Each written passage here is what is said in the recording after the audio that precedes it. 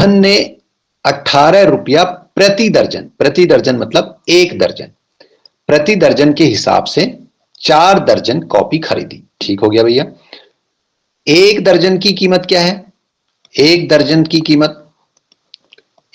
की जो कीमत है वो है ₹18।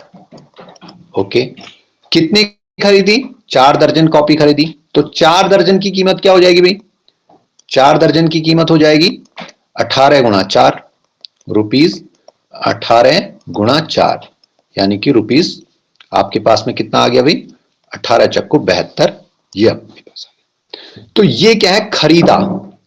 खरीदा यानी कि कॉस्ट प्राइस। तो हमारे पास में सीपी आ गया, ये बराबर आ गया, इसी को मैं इसके आगे लिख देता हूं सीपी, कॉस्ट प्राइस हमारे पास में हो गई 72 रुपीज।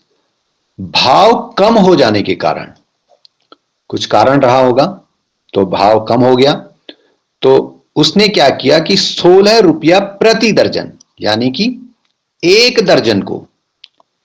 दर्जन की कीमत कितनी रख दी उसने? ₹16,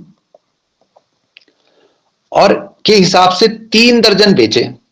तो एक दर्जन की कीमत भैया 16 रुपया, तो 3 दर्जन की कीमत, तो 3 दर्जन की कीमत क्या हो गई?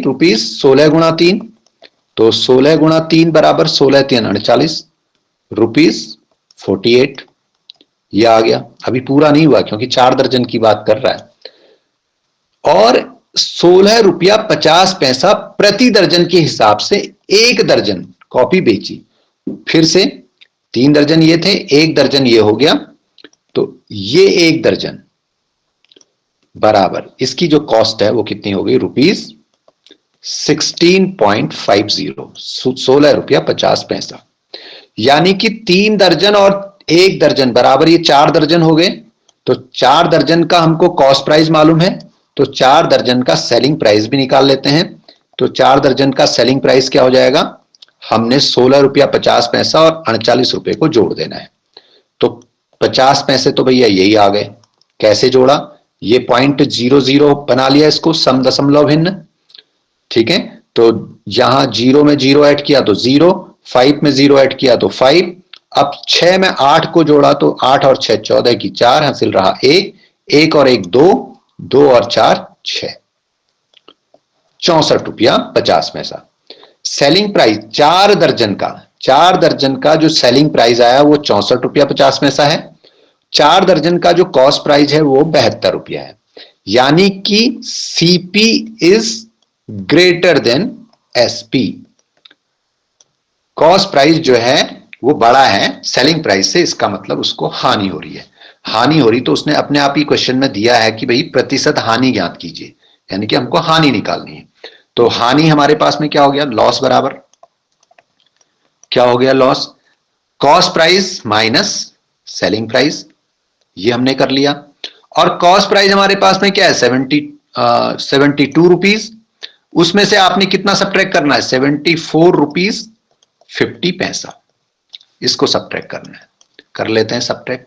72 रुपीज 00 पैसा, उसमें से हमने कितना घटाना है? 64 रुपीज 50 पैसा, इसको हमने घटा दिया।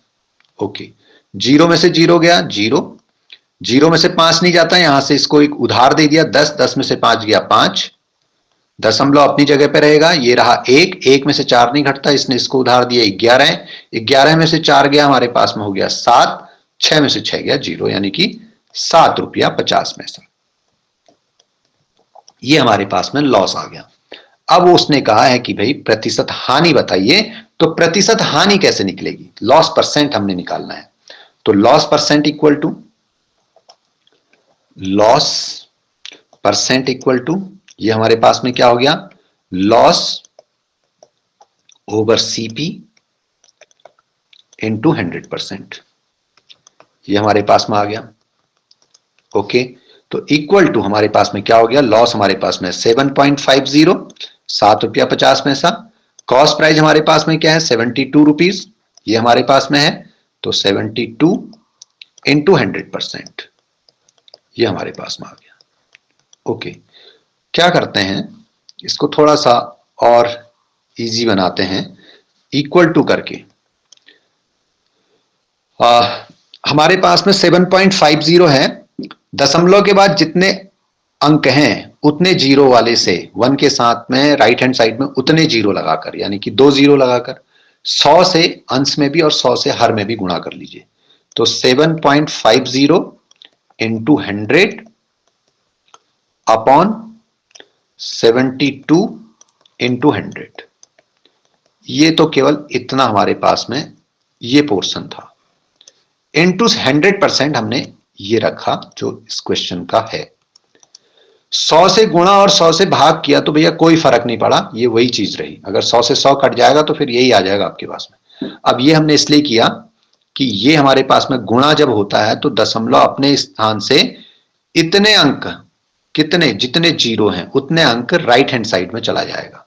तो ये हो जाएगा भाई 750.00 करके, तो हमने लिख दिया 750 बट्टे ये हो गया 72 गुणा 100 कर लीजिए, 72 गुणा 100, और ये जो गुणा 100% है इसको यहां पे लिख दीजिए 100%।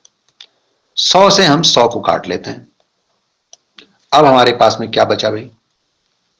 हमारे पास में बच गया 750 ओवर 72। ये हमारे पास में बच गया इतना प्रतिशत। भाग दे देते हैं, 72 से आप सीधे 750 में भाग दे दीजिए, या फिर आप इसको और सिंप्लीफाई करना चाहते हैं तो 2 से अगर इसको काटते हैं तो 36 दूना 72, और 2 से अगर इसको काटते हैं तो ये आपके पास में क्या हो गया, 2 3 6 और 2 सत्ते 14 है, 2 पंजे 10, 375 बट्टे 36। 36 से हम 375 में भाग दे देते हैं। 36 से हमने 375 में अगर भाग दिया तो हमारे पास में क्या आया, चेक कर लेते हैं इसको।